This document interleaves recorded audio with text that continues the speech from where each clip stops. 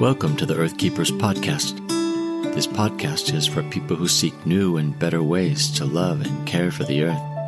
It's a podcast for anyone who is deeply concerned about the harm being done to the environment on a local and global level.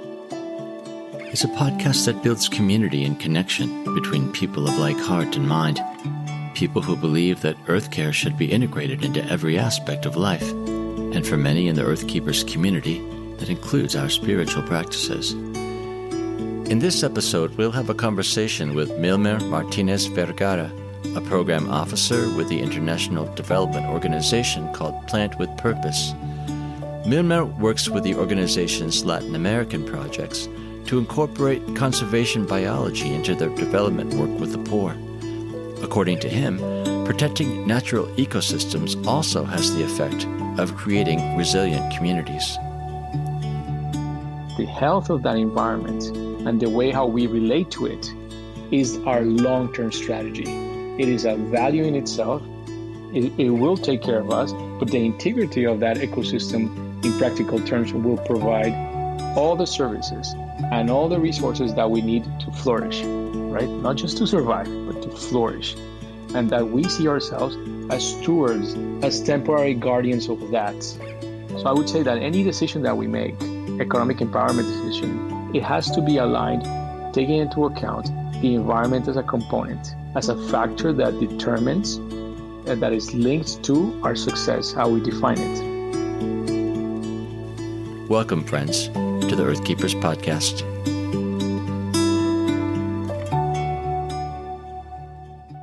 Milmer, welcome to the Earthkeepers podcast. Maybe you could orient our listeners by telling us what you do day to day. Well, day to day. So currently my position has me overseeing our programs in Mexico, Haiti, and Dominican Republic. The first thing is just I'm constantly in communication with our local directors. So part of our development model includes facilitating a community development or a sustainable development process in a rural community in conditions of poverty through a local institution that we develop from scratch. I wanted to ask you to maybe tell us about the work of Plant with Purpose in terms of what makes it different. What are the distinguishing features of the Plant with Purpose approach to development? The health of that environment and the way how we relate to it is our long-term strategy. It is a value in itself. It will take care of us, but the integrity of that ecosystem in practical terms will provide all the services and all the resources that we need to flourish. So I would say that any decision that we make, economic empowerment decision or anything, it has to be aligned, taking into account the environment as a component, the environment as a factor that determines that is linked to our success, how we define it. I think that in general, we also as an organization, we embrace the uncertainty of the complexity. So though we are rigid in our metrics, in the way how we measure our success, how we manage our finances, and how we promote our work, there's still that element that gives room for the unknown. So it's a practical application of that humility factor that I've been mentioning, that gives room to the fact that there's people that are some of the parts of the community that might come with a better idea. So there's room for that.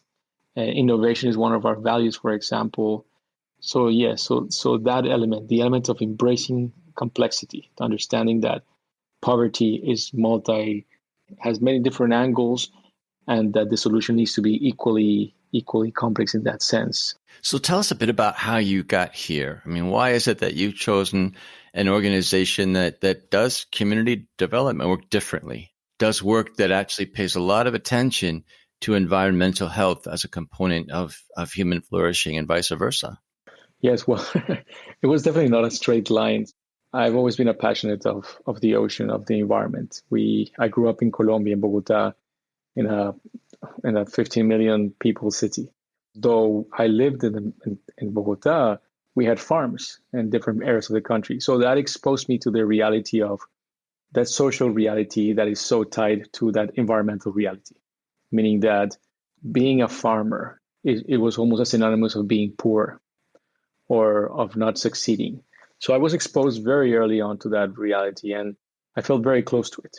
So it was very easy for me when I decided to do my university degree. It was very easy for me to pick something that had that human component, but also that biological component. So I actually thought about being a doctor. I did a pre-med. I did some agronomy and psychology. But again, that pull to the ocean was super strong. It was very, very strong. So at the end, I decided to study biology with an emphasis in marine biology. So that was basically my way to board that situation in my life. And then I came to the States to do a graduate degree on dolphin genetics using conservation biology, behavioral ecology, and genetics as a way to elucidate population history in dolphins and whales and sea turtles. But then really fast, I realized working with here in San Diego with the National Marine Fisheries Service that the model for conservation, the model, if you're a biologist and you're not working currently or part of a process that takes into account a conservation effort or an effort of realizing that what we see right now is going to change really, really fast. So for me, it was very easy and very early on that I realized that in order to do that, I had to really get out of that mold. So in order to be part of those processes for conservation in a developing country where most of the biodiversities are concentrated, right? I mean, you see the tropics. Then I realized that, oh no, I mean, I need to approach this from an multidisciplinary way. So I realized that I had to work with an organization or with a group of people that saw those direct users of biodiversity not as a problem, but as a solution. As I said, working here with the government, it was very easy for me to do the genetics, to do the biology, to do the ecology, and say we need to conserve these populations. But again, that only works in an area or in a country in which there's very strong laws, there's strong opportunities for everyone and things like that. But how would I ask someone that uses a gill net to eat every day to stop using gill nets because they're going to kill some turtles, right? I cannot expect for someone that has their empty stomach to listen to me about right? So for me, as I was very sensitive to that social problematic and that link, it was very easy for me to say, no, I need to work with an organization that sees part of that community development effort, part of that sustainable development effort, and combine it in order to achieve an ecological product. And so basically that's how I ended up working with Plan with Purpose. They had a table at the church where I used to go, and I started volunteering with them in 2000. And then in 2007, they opened a position for someone that would speak English, Spanish, and French, and had some ecology and project management background. That's how I started working 13 years ago with them. Well, I'm really interested, even going back a bit further, perhaps, and trying to find out what were some of the influences that really got you invested in being an earthkeeper, being someone who cared for the environment and wanted to make a difference. I cannot conceive a way to relate to the world where you don't see yourself as part of it, right? Not as the center of it, but as part of it. So very early on, I've always had this affinity to the water, always. I mean, always. I remember my mom telling me stories about that I was 2 years old and just jumping in the pool with no one looking. And then everyone just freaking out, jumping in the water, and me sitting down in the water, just happy, enjoying it. So as long as I can remember, I always had a pair of fins and a mask in the farms that we had. Always, every time we went anywhere, I always had a pair of fins. No matter if it was a puddle, I always had to jump in and explore. I wanted to see. So as someone that loves the ocean and loves the idea of being inside the water, you look into other mammals that are able to do that. So it was obvious that connection to a charismatic creature like dolphins, right? Very early on, I remember watching the series of Jacques Cousteau when I was like 12 or 13. And I remember just wanted to be part of that was my motivation to learn French in the first place. I said, I want to go to the Cousteau Institute in France, and I want to work with Jacques Cousteau. That was something that I wanted to do. I went to a Benedictine monk school in Colombia that was established by monks from South Dakota, and their thing was contemplation, was reflection. So that had influence in me, seeing the workers at all these farms, seeing the farmers, right? All these things, the way how they fit in the environment in which they felt part of the landscape as opposed to just put there. So all these different things just made it very easy for me to well, of course I'm going to study biology or something that helps me, makes me more aware and a better understanding of how I fit within what I'm seeing within this natural world. It seems to me that you're describing yourself as an outlier in a couple of ways. On the one hand, as you pointed out, not everyone has that sensibility that they are part of the whole, right? There's a tendency, especially folks trained in Western systems, to think more objectively about nature, about the environment, to act upon it rather than act as part of it. So that in itself makes you strange. But I think now when you talk about contemplation, for example, you're really complicating for me my image of you as a scientist, because those are not typical approaches that a scientist might assume. Take in mind that Gregor Mendel was a monk and he discovered one of the most influential tenets of genetics in history, right? So I do think that a place of contemplation allows you to, it can give you more discernment. And if you're someone that is meticulous enough, you realize that, I mean, one of the reasons why genetics are so appealing to me is that I can quantify physical traits. I can quantify things to the number, right? I can count the A's, the C's, the T's, the G's, right? I can actually make a comparison in a way that is accountable. So that meticulousness or that awareness brought by I think a contemplative practice, and just really made me realize that, in order to get a better sense of that, there has to be a way in which I can measure it, and not as a way that is infallible, but as a way to have a tendency always to try to figure out things more, right? So I still consider myself a scientist that uses scientific method, that struggles sometimes with what they know and what they don't know, right? And what I think that a place of humility is the most savvy place to be as a scientist, where you realize that what you know is just limited to your sample size and to the scope of your question, and conclusions should be always expressed and conceived as so. So I'm wondering if you also would have perhaps a spiritual dimension then to your relationship to nature or even to science. Yeah, I think so. I mean, as I said, I went to a school that had that influence, that it was never about don't do that, don't do this, but it was about giving you the space for you to think about it, to listen to others think about it, and to give space to others to say what they need to say as well as you. So it was very easy for me to see my mentors and my teachers at school being religious people. It was very difficult for me to ignore the fact that element of peace and humble knowledge came from a place of acknowledgement of that spirituality, right? For example, in my case, is that closeness that I'm referring to nature, that sense of enchantment that I have. For example, I have a little nest of a hummingbird, of an Anna's hummingbird right now in front of my house. It's almost impossible for me for the subsequent thought after seeing the bird there and going and doing its nest and then sitting and enjoying it, to simply enjoy it. It's just very easy for me for that subsequent thought after doing that to just be grateful to God or just enjoy it. Just again. And I know that this is one of those things that has always been kind of for some people a contradiction, but for me it just is simply part of it, right? Hey friends, we've been in conversation with Milmer Martinez Vergara, Program Officer for Plant with Purpose.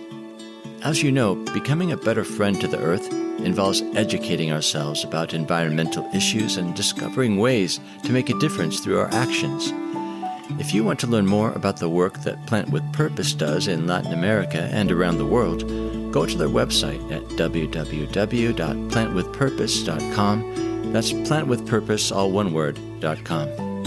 There you'll find a number of ways to get involved, including the option to plant trees in support of healthy climate, ending poverty, and increasing biodiversity. They also make it easy to start your own fundraising team to support projects that balance Peoplecare with Earthcare in places across the globe. So, if you found anything challenging or inspiring in this episode, be sure to access these resources to learn more. And who knows, maybe you'll find the inspiration and ideas to mobilize other Earthkeepers in your community to work for social and environmental change.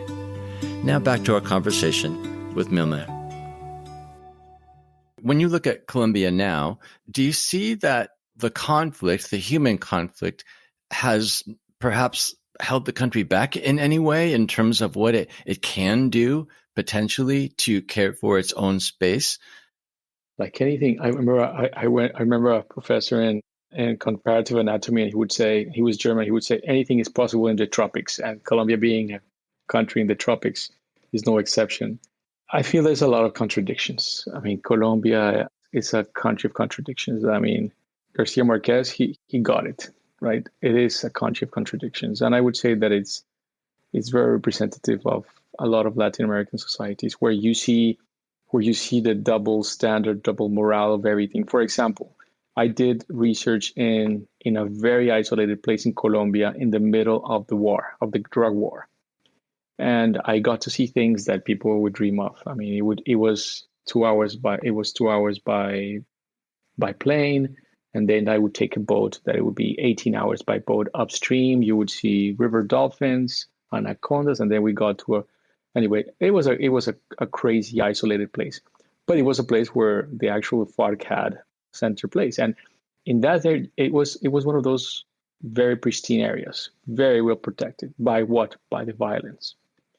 So the double morale that I'm referring to is that back then it was the law of the guerrillas that really protected the forest, that really protected the species. They had specific laws protecting fish, for example, and they would consult us, right? They would consult us, the university representatives, about the decisions that they had made. In that sense, there are people in the country, both guerrillas in the country, that have adopted that transition from that into being guardians of a forest, right? You see that. You see people that have actively taken ecotourism and protection of the environment, guerrillas. But then you see the other part of the guerrillas or the other parts of the country that have taken advantage of the fact that now there's less oversight and they're making illegal minings, they're deforesting at a rate that is uncontrollable, that they're doing all these horrible things, or that they still want to keep the drug trade and they still want to keep that, and they have killed. I mean, this year, 2020, these guerrillas groups or these groups that want to keep the power over the drug traffic, the weapon trade, and the illegal mining, they've killed 66 environmental and social leaders, right? So you see, it is a country of contradiction. So I believe that we have an opportunity in Colombia to do something about it. I believe that it's up to the government, but I believe it's also up to the people. Clearly, they've been doing something. That's why they're being targeted by these illegal groups. The thing is that it shouldn't have to be that way. But again, transitions are always messy, right? And it is messy. It is messy. I myself, I'm starting a project in Colombia precisely using the same models that the place that I'm working on, because this was my objective from the beginning, in able to develop a specific way of doing development so that you would have a social quality improvement product as well as an environmental product, and not a separate, but one and the same, right? Even that's one of the biggest objectives for us and for me as an organization is for people, both us and the communities, to understand their livelihood, how it's connected to the environment. So that project in Colombia that I've started in Colombia has those elements, working with guerrillas precisely that really want to get back into a normal life. So they're farmers right now. They live in a community in which they're a little bit, some people don't want to relate at them at all. They went through all these processes with the community, with the government, with the justice, with the law, in order for them to be free and to try to have a family. They hope that one day they'll be forgiven. These are specific testimonies from people that I work with, but they understand how their environment, right, will sustain them, how their environment will help them thrive and flourish, how their environment. So right now we're trying to work with that group specifically so that we can develop a model that have an ecological product where whatever they grow not only can take care of their livelihood, but at the same time improve the ecosystem by being smart about what they grow and where they grow it. So again, that in Colombia, we see that. There's many people like me, and there's also many people or some people that want to do illegal mining, or some people that want to take advantage of the lack of oversight for exploit as opposed to steward.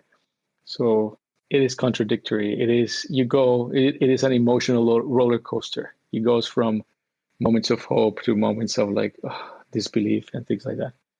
Interestingly, Gabriel Garcia Marquez is my favorite author in the world, and I did my undergraduate thesis on his work. What drew me to his work is the contradictions, as you put it. His writing, his worldview is so boundary blurring.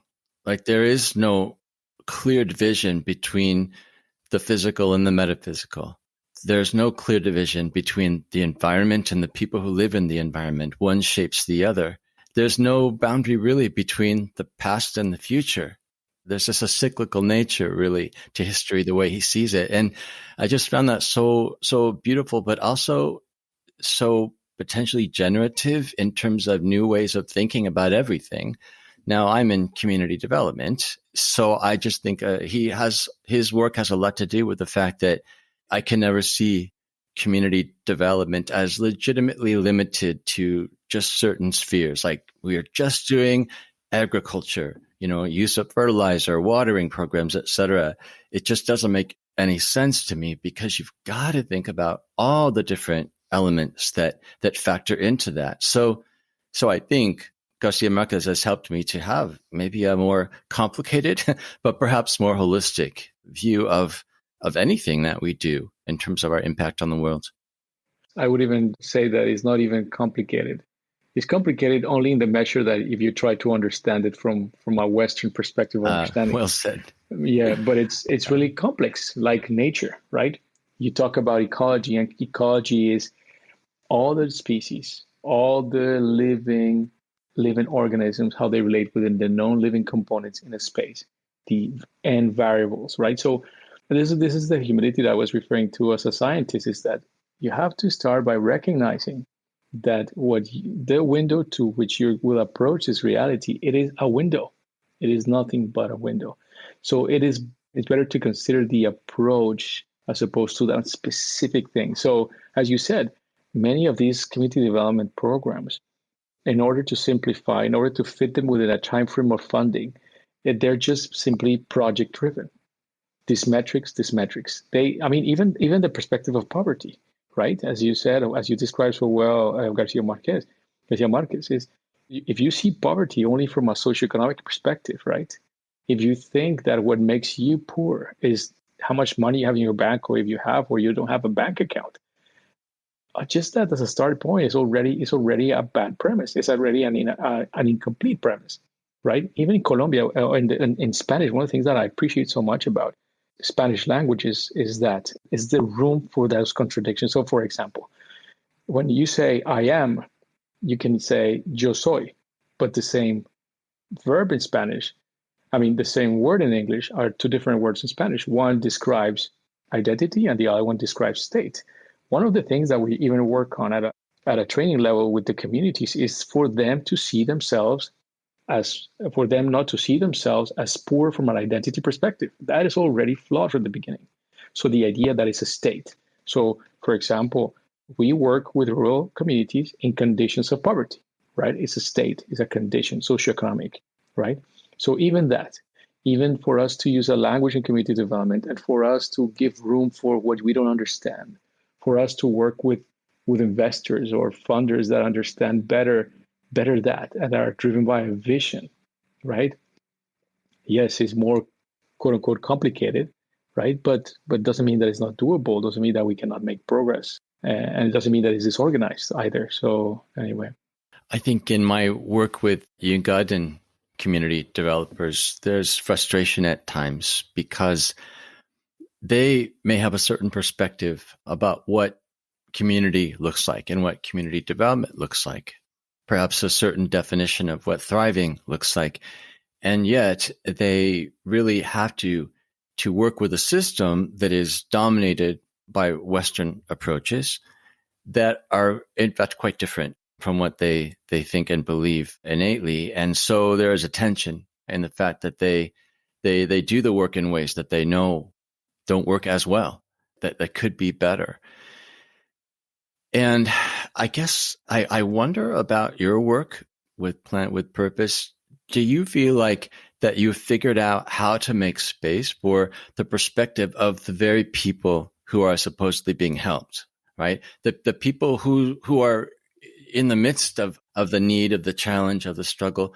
Where does their voice and their perspective, maybe even their culture perspective, come into play? We have systems and behaviors that create the spaces for local partners. We don't call them beneficiaries, partners, for them to speak up. There's no process within what we do that is not participatory. There's no process where there's no room for them to say what they want to say. It's something that you work on every day. You have to check yourself because the world is not like that. It's easier to just tell someone what to do. It is more difficult to listen and to try to distill what everyone is saying, right? I mean, everyone has a different voice. And like, okay, what about this? What about that? I mean, for example, when you mentioned about culture, I mean, we're working with people that have pre-Columbian cultures, that have belief systems that are different from our belief systems. But again, part of what we're doing is not to change that, right? I mean, they will get to know what we believe because of how we treat them, because of how we relate to them, right? They will see what's good for them. We're not, I mean, though we collaborate with them for many years, 9, 10 years, they will decide ultimately what they're going to do. They're the ones that have to own the vision of their community. So I listen to you, and of course I agree with so much of what you're saying, especially with the values base that underlies the things that you're talking about. I have found that there are people who believe that, would readily agree to this idea of collaboration, depending on the people with whom you work, to bring what they have as cultural resources, physical resources into the equation. But I think sometimes that people stop short of the ultimate expression of that relational dynamic, in the sense that if you ask them, well, your interventions are meant to transform people in a good way. But if you ask them, are you open to being transformed yourself? Are you open to being changed by the very people with whom you claim to be in this working dynamic? I don't know that a lot of people would say yes, because that is risky. It's, as you put it earlier, takes humility. I wonder what your take is on that. Do you see this happening much? Oh man, I love this because, we had an international meeting last week where we all partners from the different world, from all the parts of the world, we got together. There was a point in which 70 of us were talking. Usually when we have international meetings, only 1 or 2 people come. But because of the whole distancing, we were able to have many people together. And this was one of the things that we talked about. It was something that I fought for, and not because there was reticence, but because I wanted to make sure that we understood. We have to go through a process where we're not only open to change, but where we change in order to facilitate change. So there has to be an acceptance that us as practitioners, right? Of us practitioners, we're in the business of facilitating change, basically. But for us in that business, we have to recognize that we ourselves need to be transformed. One of the aspirational goals of this podcast, of Earthkeepers and of the parent organization, Circlewood, is to really create a conversation that is multicultural, because we believe that the answer to a way forward for the Earth has to involve many perspectives and many voices, that no one has the whole picture. So I'm wondering, if I were to ask you, given where you've come from and even the work you're doing now, what are the things that come from a maybe generally Latin American perspective, or even a regional specific perspective, that need to be heard as part of the conversation? What perspectives or new ways of thinking about the crises that we face? I think there's already intrinsic value. And it's by the fact that Latin America is composed of multiple and diverse groups of people. Just that in itself, just the diversity in perspectives in itself, it has intrinsic value. So that is something that can be already a part of. In terms of something specifically, and I don't know if this applies to other parts of the world, but Latin Americans, including the Caribbean, we really see ours, and I don't know where this comes from. I don't know if it's the language as unifying. I don't know if it's soccer, football. I don't know what it is, but there is a sense of fraternity and closeness with our fellow Latin Americans and South Americans. Really, there are some differences and some little animosities, but overall, I think that sense of fraternity that exists among Latin American people, how they see themselves together, is something of value, right? The fact that there's already a unifying consciousness, right? And a solidarity effect. I think that in itself is it's something that we can learn from, that we can learn, because again, peoples as ecosystems, right? They don't stop at your border; they extend, and much more. We see it. We see how the effects in some place affect the effects in another place. So I think that would be one of those values to contribute to that conversation, is the idea of how that fraternity and that closeness can help us work better together in order to achieve a goal that is definitely a global goal, not just a regional goal. We've been talking to Milmer Martinez Vergara of Plant with Purpose. If you want to know more about him and to check out opportunities for supporting their work with impoverished communities, please go to the show notes on our website at www.circlewood.online/Earthkeepers. That's circlewood.online/Earthkeepers. And if you want to leave a note or ask a question about this episode, or anything really, shoot me an email at earthkeepers@circlewood.online. Or you can leave a quick voice message through the link on the podcast website, and I'll be sure to get back to you. Earthkeepers podcast explores ways in which we can change ourselves, our communities, and our cultures to help us to care for the earth in holistic and regenerative ways. Through curated conversations, we highlight the wisdom of thought leaders and change agents who are making a difference and showing us a way forward. When Earthkeepers stand together, they amplify the impact of their resistance against environmental injustice and multiply their efforts for renewal and restoration. I am Forrest Inslee, your podcast host. Our executive producer is James Amadon. Our producer is Dave Olfers. Forrest Reed is our editor and the creator of our original music. Our research assistant is Rochelle Nordman, and Jessalyn Megerly is our social media director. Thank you, friends, for listening. And please join us next time on the Earthkeepers podcast.